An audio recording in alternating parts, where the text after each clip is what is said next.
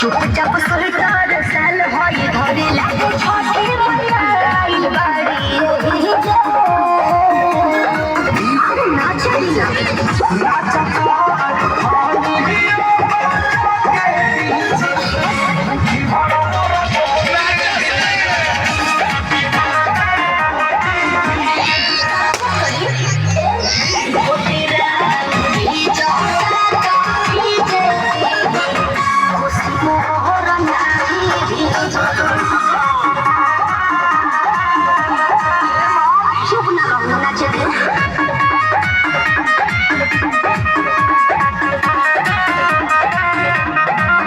अच्छा ये बात बतावा एगो तो छठ घाट पाइल बारू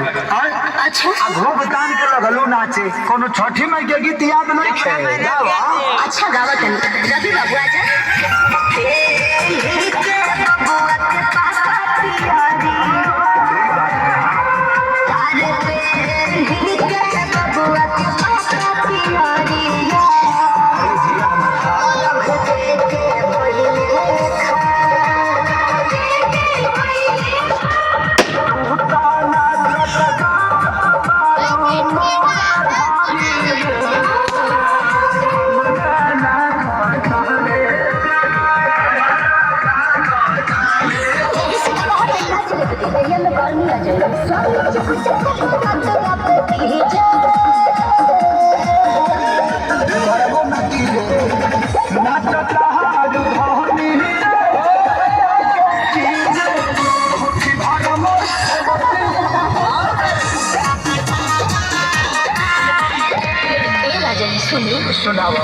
एक नंबर जगह मस्त जगह